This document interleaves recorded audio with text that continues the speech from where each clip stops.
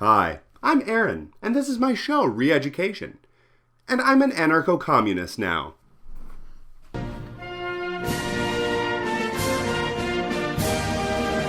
And I'm sure as interested as all of you must be to hear about how I transformed from conservative to classical liberal to anarcho-communist, I feel like there's a few more things in the world that are a little bit more important than that. And we're going to discuss them in this new video series that I'm calling How to Revolution. Let's get started. You know, it's interesting. Through the course of history, you tend to notice that things don't necessarily repeat themselves, but they do somewhat echo. And something that's been constantly echoing through my brain recently is the old saying, you have to know thy enemy as you know thyself.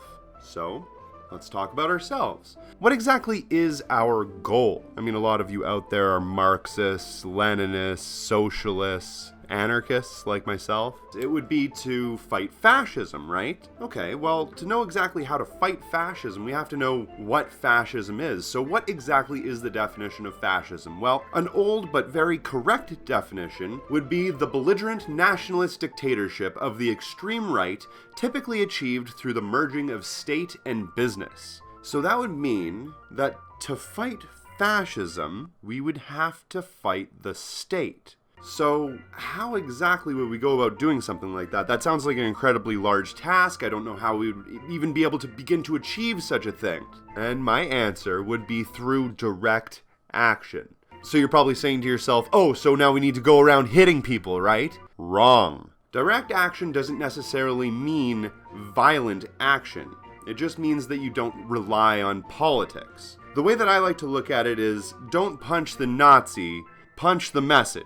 Sometimes you still have to punch the Nazi, though.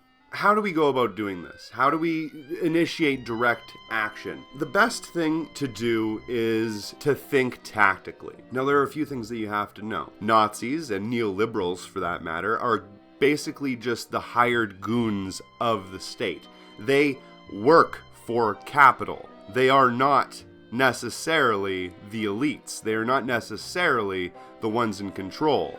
They are hired goons. What happens when you punch them? Well, punching the goons feels really good, but it looks really bad to potential allies. You have to remember something. The right wing, the far right, the extreme right, the fascists, they're not stupid.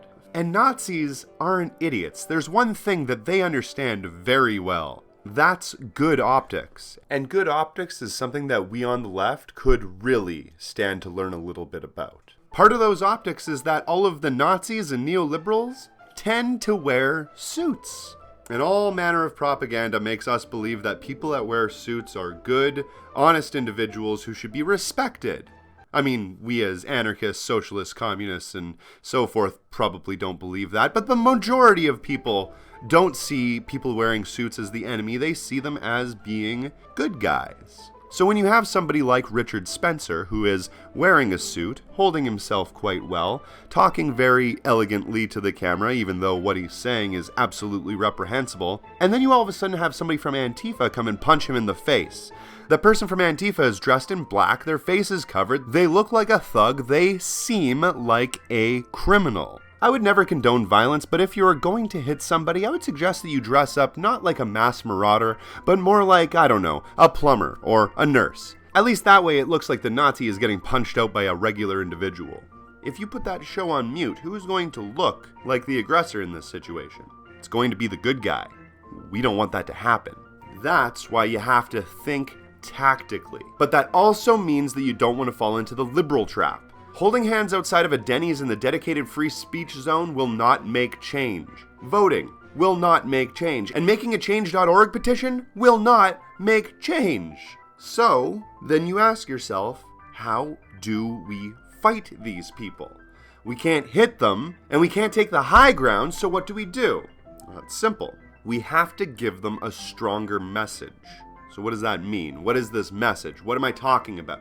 Well, let's go back to the very beginning. Remember, at the very start of this, I introduced the topic by saying, know your enemy as you know yourself. Now let's get to know them. How do you think that we would do that, though? Should we go spying on their community? Should we start tapping their phone lines? Should we put intel agents into each one of their Facebook channels and just find out every single little thing that they're doing?